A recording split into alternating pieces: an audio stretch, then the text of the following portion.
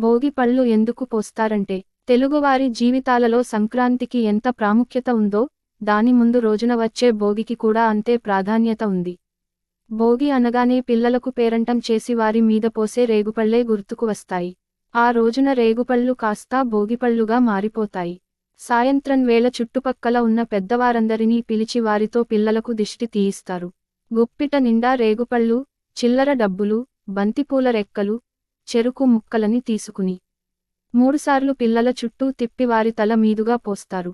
భోగినాడు రేగుపళ్ళని ఇంతగా తలుచుకోవడానికి చాలా కారణాలే కనిపిస్తాయి. రేగు భారతదేశపు ఉపఖండంలోనే ఆవిర్భవించిందని ఓ నమ్మకం. అందుకు అనుగుణంగానే దీన్ని ఇండియన్ డేట్ అని, ఇండియన్ జుజుబీ అని పిలుస్తారు. అందుకు తగినట్లుగానే మన పురాణాలలోనూ దీని ప్రస్తావన కనిపిస్తుంది. సాక్షాత్తు ఆ నరనారాయణులు ఈ బదరీ వృక్షం, రేగు చెట్టు వద్ద ఆశ్రమాన్ని ఏర్పాటు చేసుకున్నారని, ఆ ఫలాలని తింటూ తమ తపస్సుని కొనసాగించారని ప్రతీతి. అందుకే ఆ ప్రదేశానికి బదరీ క్షేత్రం అన్న పేరు వచ్చిందని చెబుతారు. భారతీయ వాతావరణానికి తగినట్లుగానే రేగు చెట్టు ఎలాంటి ఒడిదొడుకులనైనా ఎదుర్కొని పెరుగుతుంది. -15 డిగ్రీల నుంచి విపరీతమైన 50 డిగ్రీల వరకు ఎలాంటి ఉష్ణోగ్రతనైనా తట్టుకుని నిలబడుతుంది. దక్షిణ భారతదేశంలో సంక్రాంతి నాటికి ఈ రేగుపళ్ళు అందుబాటులోకి వస్తాయి.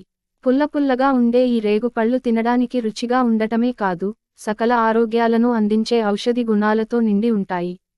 మన దేశంలోనే కాకుండా తూర్పు దేశాలన్నింటిలోనూ రేగుని తమ సంప్రదాయ వైద్యంలో వాడతారు. జలుబు దగ్గర నుంచి సంతానలేమి వరకు రేగుని అన్ని రకాల రుగ్మతలకి దివ్యౌషధంగా భావిస్తారు. రేగుపళ్ళు ఉన్న చోట క్రిమికీటకాలు దరిచేరవని ఒక నమ్మకం.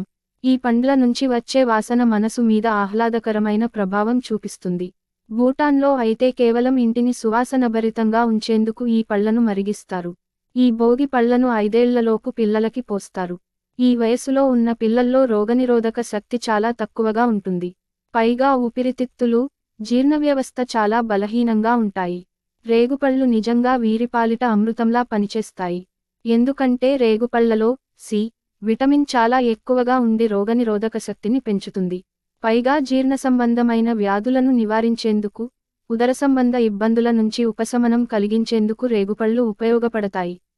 అందుకే రేగుపళ్ళని ఎండుపెట్టి వాటితో వడియాలను, రేగుతాండ్రను చేసుకుని తినే అలవాటు ఇప్పటికీ తెలుగునాట ఉంది. ఇక రేగుపళ్ళతో పాటు బంతిపూల రెక్కలని వాడటం వల్ల కూడా పిల్లల చుట్టుపక్కల ఉండే క్రిములన్నీ మాయమైపోతాయి. ఎందుకంటే బంతిపూలకి ఉన్న ప్రాథమిక లక్షణం క్రిములని చంపడమే. పైగా ఇది చర్మానికి తగిలితే చాలా మంచిది కూడా. చర్మ సంబంధమైన ఎలాంటి వ్యాధి నుంచైనా ఉపశమనం కలిగించే లక్షణం దీనికి ఉంది. బంతిపూల నుంచి తయారు చేసిన కేలెండిలా ఆయింట్మెంట్ని హోమియోపతిలో చాలా విస్తృతంగా వాడతారు. భోగిపళ్ళ సంస్కృతి ఇంత గొప్పదని తేలాక తెలుగువారు దాన్ని ఆచరించకుండా ఎలా ఉంటారు?